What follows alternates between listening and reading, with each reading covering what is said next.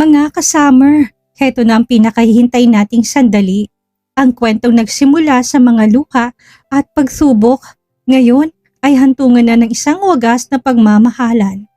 Mula sa pribadong jet patungo sa paraiso hanggang sa pagdating ng mga anghel na nagbigay ng kulay sa kanilang buhay.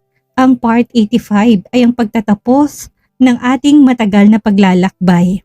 Ngunit ang pagtatapos na ito ay hindi lang isang wakas. Ito ay isang paalala na sa kabila ng lahat ng unos, ang pag-ibig na tunay ay laging nagtatagumpay.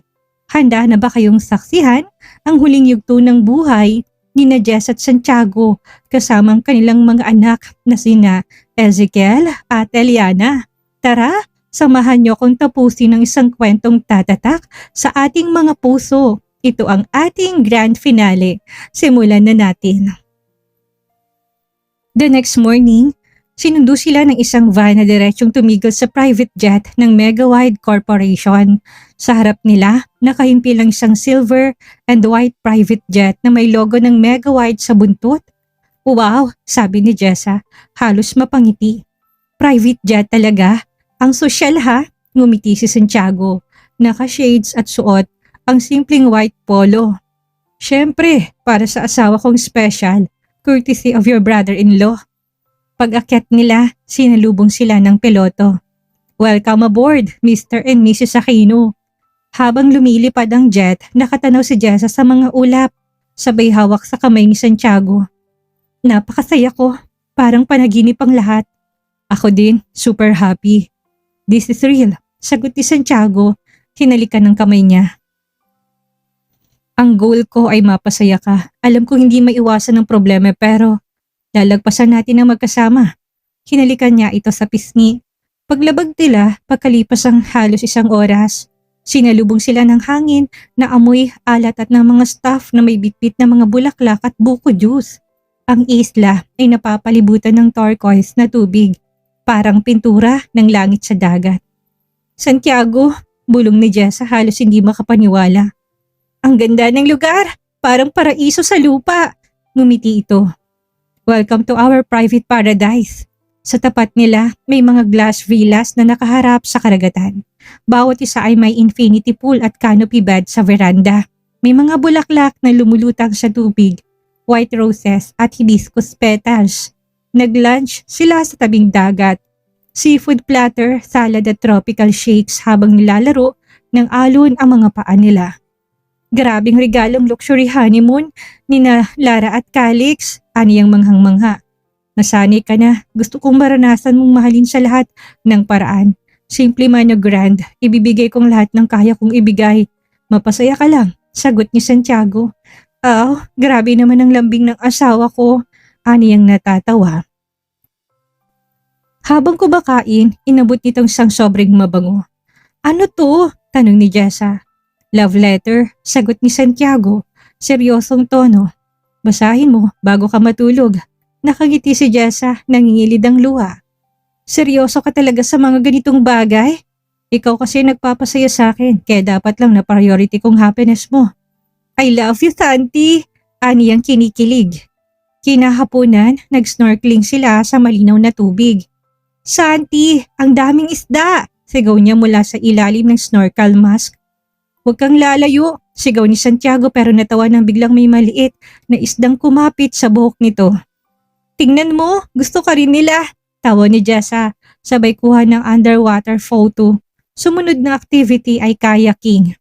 Ako sa unahan, ipapakita ko sa iyo na marunong akong sumagwan, ani Santiago. Nagpakitang gilas ang mag-asawa pero muntik na silang tumagilid. Habang nag-aasaran, bigla silang nabangga sa mababaw na bahagi ng tubig. Pinagtawanan niya ito. Sinubukan nila ang diving sa tulong ng mga resort staff. Sa ilalim ng tubig magkahawak kamay sila, nakatingin sa Dora Reef. Halamang dagat at iba't ibang klaseng isda. Pagsapit ng gabi, nagkaroon sila ng bonfire date sa tabing dagat. Sa paligid may mga fairy lights at nakalatag na picnic mat. Truth or dare? Tanong ni Santiago habang umiinom ng juice. Truth, ngumiti ito. Kailan mo unang na-realize na hindi na walang pagmamahal mo sa akin? Kunwari nag-isip si Jessa. Noong akala ko mamamatay ka sa aksidente. Kasi ang sakit isipin na mawawala ka at hindi na kita makikita. Napangiti si Santiago, seryosong mata. Hindi ako mawawala. Kahit na maging multo ako, dadalawin kita. Ganon din ang gagawin ko. I will be your angel. Ani ang natatawa. Turn mo na, sabi niya. Truth or dare? Dare, kantahan mo ko. Magandang boses mo eh. Sus, manilang yan. May request ka ba? Kahit na anong love song. Kumanta to habang nakatingin sa kanya, sa bawat linya ng kanta, tila buong puso nitong inaalay sa kanya. Pumalakpak siya pagkatapos. Sinila niya si Santiago at naglakad sila papunta sa dalampasigan. May dala silang picnic blanket, may prutas, chichirya at sparkling juice. Habang nakaupo sa buhangin, pinanood nila ang sunset. Kulay ginto ang kumakalat sa kalangitan. Naisip mo na bang pangalan ng baby natin? Tanong niya, napakamot sa ulo. Kinuha ang cellphone at ipinakita sa kanya ang napakahabang listahan. Hindi pa ako makapag-decide, ngumiti siya. Humilig sa balikat nito. Santi, isa lang ang anak natin. 100 yata tong nasa listahan mo. Ang hirap pumili, baka sisihin ako ng anak natin kapag pangit ang napili ko. Anitong tila napakalaking desisyon ang gagawin. Sige mamaya, pagtulungan natin at pumili tayo ng 3 pinakamaganda. Habang unti-unting nagdidilim, nakatingala sila sa bituin, magkayakap habang ang mga kandila sa paligid ay sumasayaw sa hangin. Jessa, bulong sa kanya ni Santiago, nakatingin. Kahit saan ako mapunta, uuwi ako sa'yo. Ikaw ang tahanan ko. Hindi ko kaya kung mawawala ka. Ngumiti siya, hinaplos ang pisngi nito. At ikaw din ang tahanan ko. Naglapat ang kanilang mga labi sa ilalim ng mga bituin. Sa bawat paghinga, ramdam nilang kapayapaan ng sandaling yun na parabang ang mundo ay kanila lamang. Habang nag-aapoy ang bonfire sa likuran, lumapat ang ulo ni Jessa sa balikat ni Santiago. Santi, mahina niyang bulong. Ang baby natin parang ang likot. Tumingin si Santiago at biglang nag-alala. Ha? Masakit ba? Umiling si Jessa, nangingiti.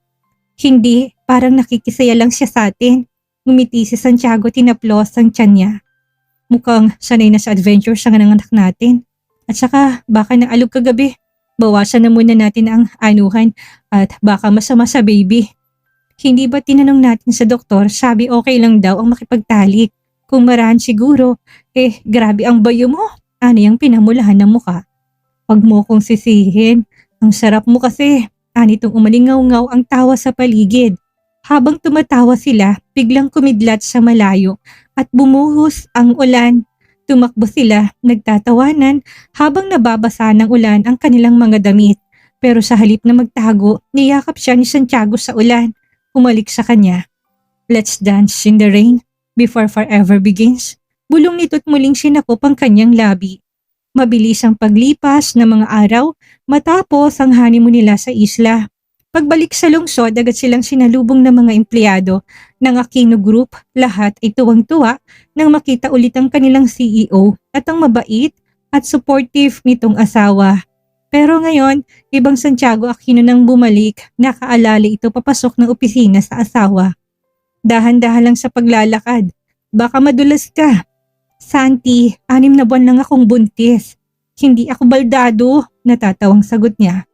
Hindi bali na, gusto ko siguradong safe ka. At sa lahat na nakakakita sa kanila, palaging may kilig at ngiti sa labi. Araw-araw silang magkasabay na pumasok sa opisina. Si Jessa, balik na bilang executive assistant, pero sa totoo lang, parang si Santiago ng personal assistant niya. Ito ang nagdadala ng bag, nagbubukas ng pinto, at pati juice at prutas. Susubuan pa siya. Hindi nagtagal, naging mas matatag ang Aquino Group.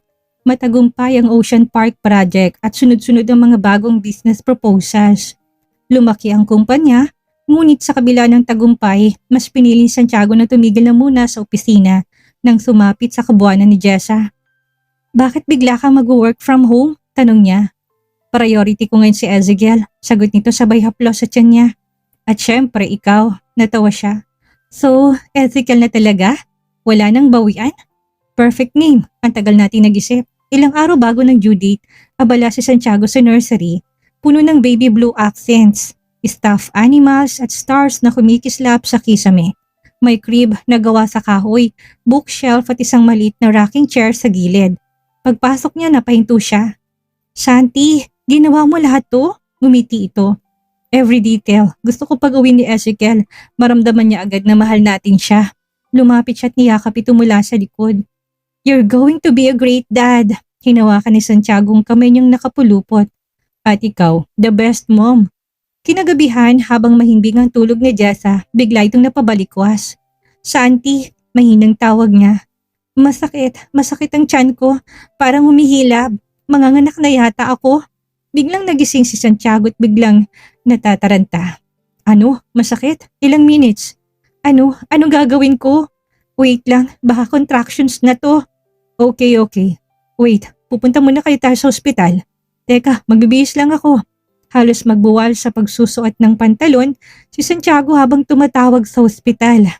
Yes, my wife is in labor. We're on our way. Pagbaba nila, mabilis itong binuksan ng kotse. Inilalayan si Jessa. Habang nasa daan, hindi mapakali si Santiago. Breathe, mahal. I'm right here. Kasama mo ko. Napahawak si Jessa sa tiyan. Shanti, ang sakit pero kaya ko to. I know, you're the strongest woman I know. Pagdating sa ospital, agad silang sinalubong ng nurses. Pinahiga si Jessa sa delivery room. 2 centimeters pa lang po, sabi ng nurse. Hindi pa lalabas pero maghintay po tayo. 2 lang? Anong ibig sabihin nun? Sigaw ni Santiago, gulat na gulat. Gaano katagal yun? Hindi pa po nakabuka ang cervix ni Mrs. Depende po sir, pwede pa pong ilang oras o araw ang hintayin. Halos mawalan ng kulay ang mukha ni Santiago. Pero sumasakit ng tiyan niya. Part po yan ng paglilabor. Kapag po hindi na may pintang mukha ni Mrs. at sumisigaw na, sign na po na malapit ng lumabas ang bata. Nagkatiningin na sila matapos umalis ng nurse. Hindi nila alam kung seryoso to o nagbibiro. Lumipas ang mga oras. Hawak nitong kamay niya habang bawat contraction ay parang tinataga sa dibdib niya. Santi, ang sakit na talaga. Aniyang nangingilid ng luha. Hinga lang mahal, gusto mo tawagin natin si Doc? Santi, huwag kang magpapanik. Hindi ako nagpapanik. Napapasigaw na siya sa sakit at tila pinupunit ang puso ni Santiago. Kung pwede lang nakunin kong sakit na nararamdaman mo, ginawa ko na mahal ko. Ayoko nakikita ka nahihirapan. Napangiti siya sa gitna ng sakit. Seryoso ka? Kanina halos himatayin ka nung tinurukan ako ng IV. Niyakap niya si Jessa. Hinalikan sa noo. Natatakot ako para sa'yo. Totoo palang nasa isang hukay ang paa ng mga nanay kapag nanganganak. Lakasan mong loob mo. Nandito lang ako. Pagbalik ng doktor, seryoso mukha nito habang tinitingnan ang opening ng cervix niya. Okay, Mrs. Ready na tayo. 10 centimeters na. Santi, halos mahina ng boses niya. Sinasalakay na siya ng takot. Breathe, mahal. I'm here. Paulit-ulit nitong sabi. Hawak niyang kamay ng asawa, parang doon kumukuha ng lakas. Push, Mrs. Isa pa, sabi ng doktor. Santi, ayoko na. Kaya mo yan, kunti na lang. Napakasakit. Santiago, ayoko na. Aniyang kumakapit sa braso ni Santiago. Pati t-shirt nito ay kinapitan niya. Halos mahubaran ng asawa niya. Mrs., malapit na po. Push pa po. Nakikita ko ng ulo. Hanggang sa marinig nila ang unang iyak ng sanggol.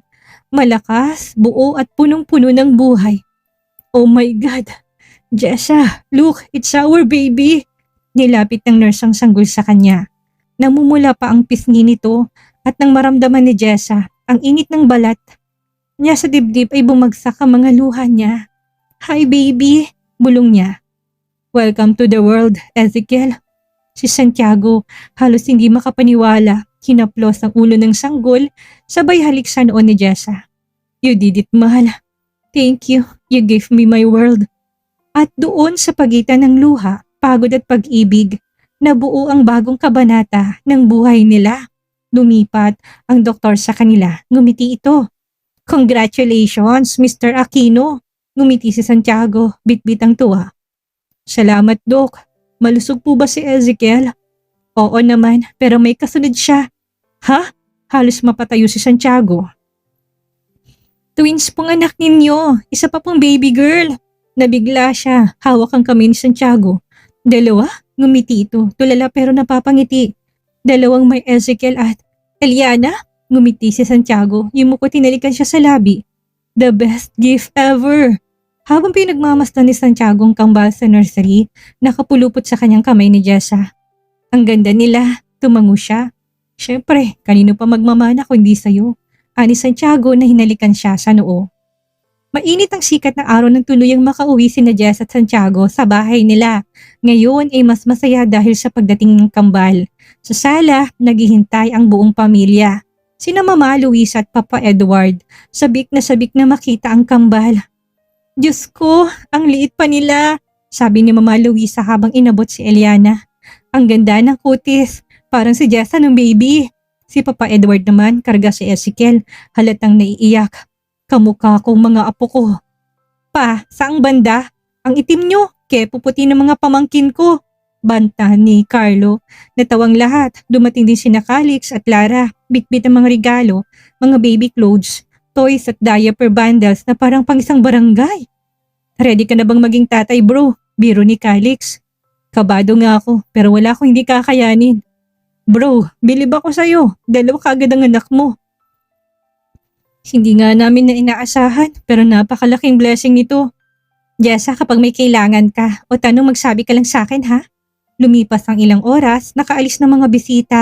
Tahimik na sa bahay, maliban sa mga maliliit na iyak ng kambal. Mahal, pahinga ka na muna, sabi ni Santiago. Bit-bit si Ezekiel. Ako na magpapalit ng diaper. Sure ka? Tanong ni Jessa. Pinigilan ng tawa. Kasi last time baligtad ang suot mo ng diaper. Nakakalito kasi, reklamo nito. Saka, bakit ang daming tape? Tinitigan niyang asawa niyang CEO na ngayon ay nakikipaglaban sa lampin. Pinagmamasdan niya lang ito. Umiyak si Ezekiel at umihi kaso hindi pa naisusuot ng diaper kaya tumamang ihi sa mukha ni Santiago. Santiago, ang bagal mo kasi. Ani ang hagalpak sa kakatawa. Kasi naman, ang likot ni Ezekiel. Pagkatapos linisan ng baby at ng 3 ulit ng subok na ikabit din ng diaper. Nagawa ko rin, sigaw ni Santiago. Proud na proud. Pagkatapos lumapit to sa kanya na ngayon pinapadede naman niya si Eliana. Tinitigan ni Santiago ang eksena, seryoso ngunit may ngiti. Ang ganda mong tignan habang ganyan mahal. Pagod at puyat nga ako, hindi ba halata? Hindi, mas lalo ka pang ang gumaganda. Sus, nambobola ka na naman. Tahimik sandali, tanging ingit ng kambal ang maririnig. Jessa, nakangiting tawag ni Santiago. Parang gusto kong subukan. Subukan? Ang alin? Inosenteng tanong niya. Pwede rin ba akong dumede? Napasinghap siya sabay hampas sa braso nito. Santiago Aquino, tigilan mo nga yan. Kaya nga nagtatanong na muna ako sa'yo. Umiling siya at nangingiti. Baka mamaya niyan mabuntis ako ulit. Natawa si Santiago. Niyakap siya mula sa likod. Di-daddy lang mabubuntis na akad. Ayoko na muna. 1, 2 ng anak natin. Tama na muna. Tignan natin. Bulong nito sabay halik sa leeg niya. Santiago! Tawanan silang dalawa. At sa gitna ng halakhak, yakap at pagod, doon nila naramdaman ang tunay na tahanan hindi sa bahay, hindi sa yaman, kundi sa isa't isa. 1 taon nang lumipas. Ang parehong beach kung saan sila ikinasal ay puno ngayon ng halakhak ng mga bata. Sa buhangin tumatakbo sina Ezekiel at Eliana. Parehong chubby, nakasuot ng matching sun hats habang hinabol ni Yaya Dora na pawis na. Mga batang to, parang mga ipo-ipo, sayaw ni Yaya Dora. Sa veranda ng beachfront villa, nakaupo sina Jess at Santiago. Parehong may hawak na tasa ng kape. Tahimik silang nagmamasid habang ang hangin ay humahaplos sa kanilang balat. Hindi ko inaakala na magiging ganito kasaya ang buhay ko, sabi ni Jessa. Kasi dati, puro trabaho, puro stress. Dagdag ni Santiago. Ngayon, may maliliit na mundo tayong mas tahimik pero mas puno ng saya. Lumapit sina Ezekiel at Eliana sabay-sabing, Mama! Papa! Hug! Sabi nagpakarga ang mga ito. Pinuno nila ng halik ang mga pisngi ng kambal na panay ang tawa. Maya-maya lang ay naghahabulan na naman ang mga ito. Habang naglalarong mga bata sa buhangin, lumingon si Santiago sa kanya. Thank you, sabi ni Santiago. Para saan? Sa hindi pagsuko. Sa pagtuturo sa akin kung anong totoong ibig sabihin ng pagmamahal. Hinawakan niyang kamay ng asawa. Santi, we didn't just survive love. We learn how to live with it. Lumakas ang alon sa dagat. Sabi nila, ang pag-ibig ay parang alon. Minsan tahimik, minsan marahas. Pero ang mahalaga, lagi kang marunong lumangoy at lumaban. Sabi ni Santiago. Marami tayong pinagdaanan, mga luha, tampuhan at halos pagkawasak. Pero sa dulo, natutunan natin ang magmamahal, hindi nasusukat sa kung ilang beses kung nasasaktan, kundi kung gaano mo kayang bumangon at magmahal muli. Nakatanaw siya sa dagat habang si Santiago niyakap siya mula sa likod. Santi, bulong niya. Kung paulit-ulit akong bibigyan ng pagkakataon na pumili, ikaw pa rin, ngumiti si Santiago. At kahit sa susunod na buhay, ikaw at ikaw pa rin. Habang papalubog ang araw, tumakbo sina Ezekiel at Eliana sa dalampasigan. Tumatawa, hinahabol ang mga alon. Si Santiago at Jess ay naglalakad, magkahawak kamay, habang ang langit ay nagiging kulay ginto. Sa hindi kalayuan, naririnig pa nilang halakakan ni Ezekiel at Eliana, kasama si Yaya Dora. Ngunit para kina Jess at Santiago, tila tumigil ang oras. Santi, mihinang sabi niya habang nakatingin sa mga mata ng asawa. Salamat sa lahat ng pagmamahal, sa pag-unawa at sa pagpili sa akin araw-araw. Hinawakan ni Santiago ang kanyang muka, marahan at puno ng pag-ibig. Sa bawat tibok ng puso ko, pangalan mong sinisigaw at kahit saan tayo dalhin ng panahon, ikaw at ikaw pa rin. Tumulong luha niya sa labis na saya. Pangako Santi, kahit na sa susunod na buhay, ikaw pa rin ang pipiliin kong mahalin. Ngumiti si Santiago. Inilapit ang noo sa kanya. Hanggang sa dulo mahal, mamahalin kita habang buhay. Naglapat ang kanilang mga labi, banayad sa una, bago naging masuyo, matagal at puno ng pangako ng pag-ibig na walang hanggan. They didn't just find love, they built forever. At dito nagtatapos ang ating paglalakbay mula sa pusong durog sa mga pagtataksil ng muntik ng magpabagsak sa kanila hanggang sa pagyakap sa isang masaya at payapang kinabukasan. Napatunayan natin na ang tunay na pag-ibig ay hindi lamang nadarama, ito ay pinaglalaban at pinanghahawakan. Sina Jess at Santiago ay patuloy na kahit gaano kadilim ang gabi, lagi may liwanag na naghihintay. Ang kanilang kwento ay kwento nating lahat ng pagpapatawad, ng pagtanggap at ng pananampalataya. Nasa huli, ang pamilyang binuo sa pagmamahalan ay ang pinakamagandang gantimpala. Maraming salamat sa inyong walang sawang pagsuporta, sa inyong mga comment na puno ng emosyon at sa pagiging bahagi ng bawat yugto ng ating kwento. Hindi man natin sila masubaybayan pa, alam nating masaya na sila sa mundo na sila ang bumuo hanggang sa susunod na kwento na muling magpapaiyak, magpapakilig at magbibigay aral sa ating lahat.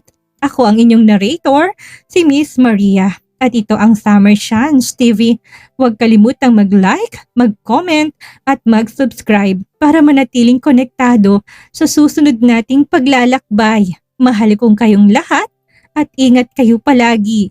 At hanggang sa muli nating pagkikita. Maraming salamat po.